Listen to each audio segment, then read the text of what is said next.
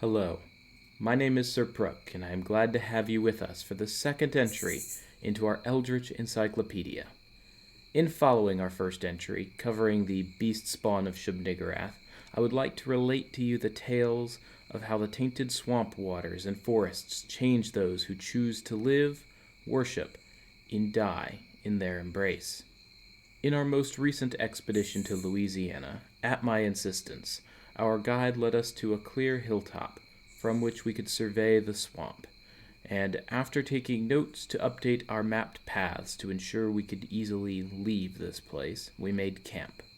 For tonight was the night that we had been told that the cultists would build their bonfire. We waited through the late hours of the night and into the early morning, then, leaving some sentries and dogs to watch our goods, advanced to an outcropping rock. From there, we did indeed see the most magnificent bonfire constructed. Cultists frolicked around it with scant coverings. They acted much like the Druids in European folklore, yet there were acts distinctly native to this swamp. These Druids, instead of impersonating animals as is the Celtic Gaelic tradition, they sought to impersonate the spawn of their goat mother goddess. Their bodies twisted and transformed, it was hard to discern where their mask ended and their true physical transformation began. Meanwhile, separated off by a short distance, there were stones that were set up as a henge around the fire. Cultist and spawn alike danced and embraced while chanting and howling around individuals we will henceforth know as afflicted.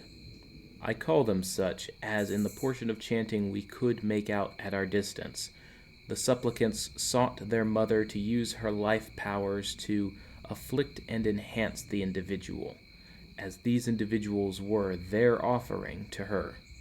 The frolicking of spawn, man, and that which cannot be clearly classified as either, continued through the night, but by dawn, with the coming of the morning fog, all noise and firelight had fled. The participants scattered into their swampy depths and forest hollows from which they had come.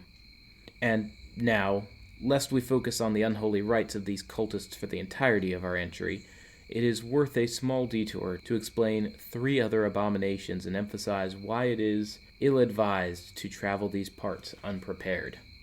The first of these is the Elder of Branches. From time to time, as we would traverse the drier patches of woodland, 1 or 2 of our members would become entranced by some mundane experience. They would cease moving and just stare at it for a period of time. We thought it odd and would rouse the individual, which after a short time they would return to their senses and continue with us. By chance, on our 8th day of the journey, we found a campsite which appeared to have been abandoned for years. Sat in the center where the campfire should have been was the tree-like figure of a man, up to about a height of 16 feet. At the urging of our guide, we bade a hasty retreat, for it would appear that this transfixion, should it be allowed to persist, causes one's body to be transformed in nature according to the corrupting magics that have pervaded the area, creating some plant-beast-man hybrid that seems to be a guardian over wherever it sits.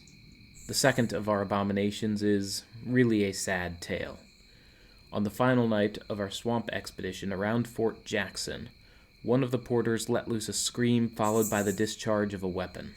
We ran to his side, and what was left at the end of his weapon was a bloated corpse, clad in rotten gray clothing, eyes still shining like lanterns.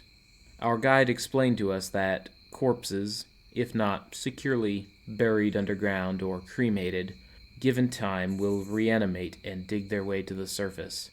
Such is the evil that permeates this place, such is the power of Shub-Niggurath. Following this, we bade hasty return to Triumph, fastest growing town in Louisiana, and it is there that we spent our night.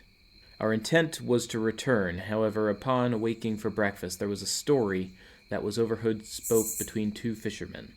They had, on their last journey upriver, found a half-submerged, unsettling stone structure. Introducing our party to the fishermen, and with the promise of ample pay, they agreed to take us to this site.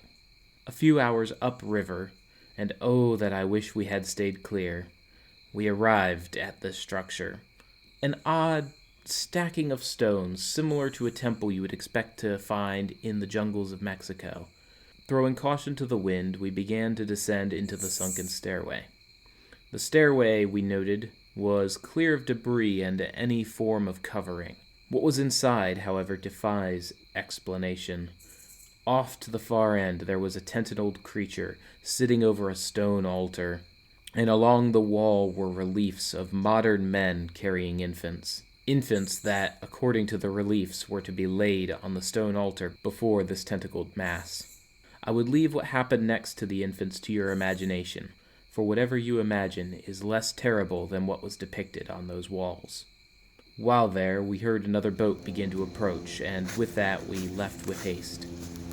Going out to the river, we headed back and made to leave these swamps behind. This is my tale of my experiences and a documentary for this encyclopedia. For our next entry, we will be looking at our place in this grand universe, looking to the nature and frailties of humanity. To those that hear this recording, may you have the best of vibes, and may you stay suitably sane.